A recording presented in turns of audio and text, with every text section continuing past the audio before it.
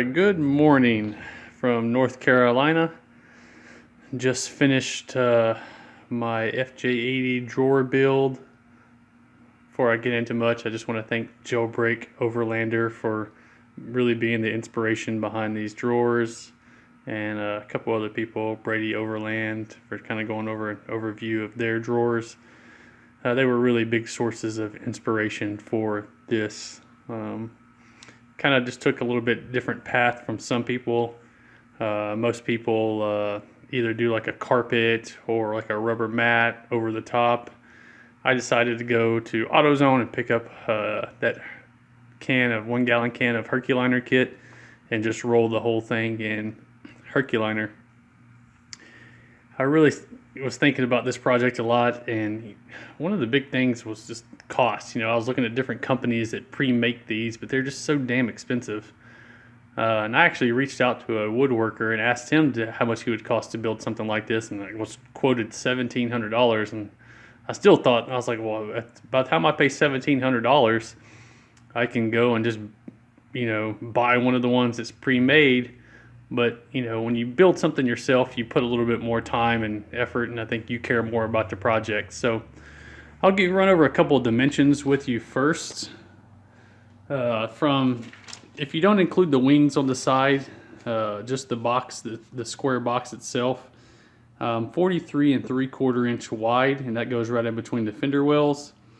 42.5 inches long, and that runs right up to the back of the seat. And I'm 12.5 inches tall. The drawers, the depth of the drawers is 28 inches.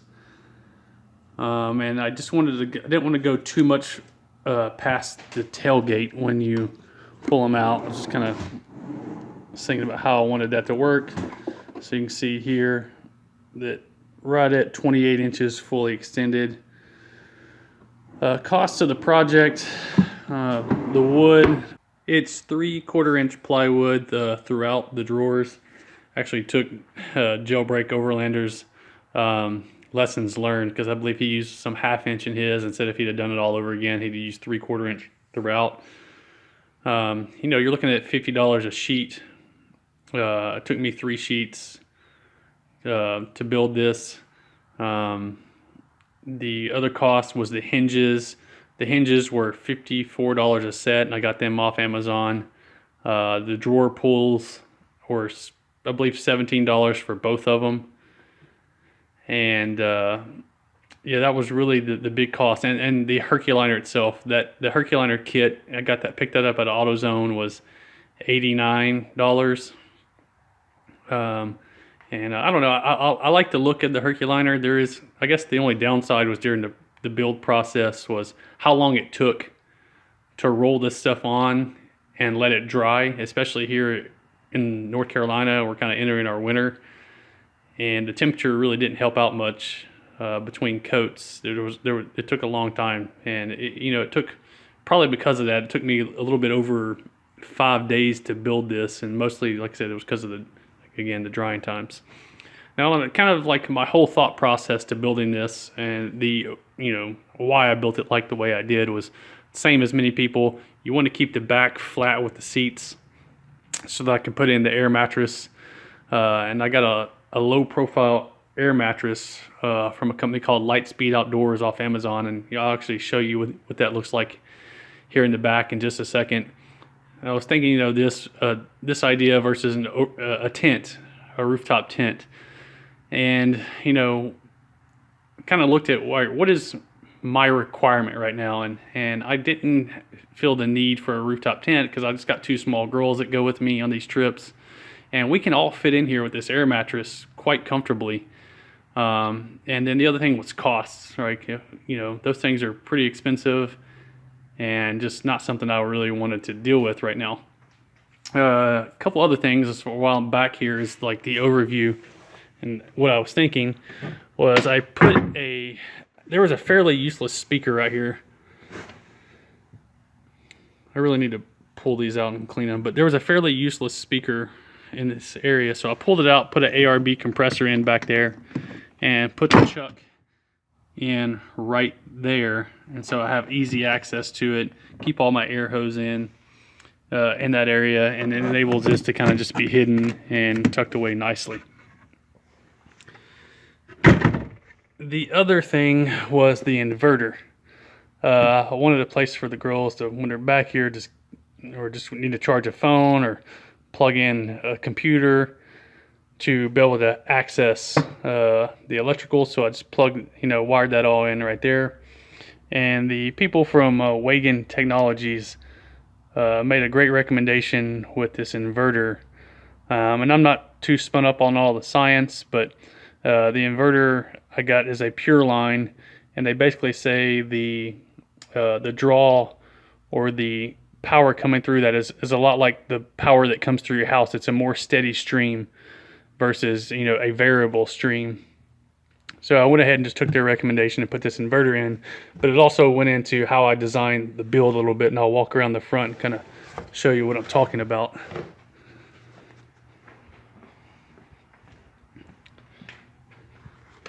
When I built this, I recessed the back of this 3 inches, and that accounts for the depth of the inverter.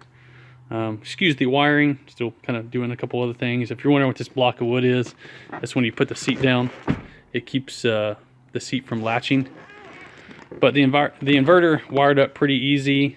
It's a pretty simple instructions. All you got to do is put a breaker or a fuse underneath the hood close to the battery and run all your wiring through the vehicle and just put it in back in this area. The other thing about the drawers, and the reason why I kept them 28 inches, is I wanted another storage area here to put other things. I don't know what I'm going to put, probably sleeping bag, blankets, pillows, things like that in there, plus my 2 little girls, and we're just enough space to be comfortable. The great thing is, like, this goes all the way to the front, so I can stretch all the way out. I'm 6 foot tall, and this is just plenty of room. Plus, like I said, you can just reach in over there and plug in your USB or anything like that. One thing I didn't mention previous is, like, to build those wings, I got a piece of foam board like insulation. You can get at Lowe's. It comes in big panels or sheets.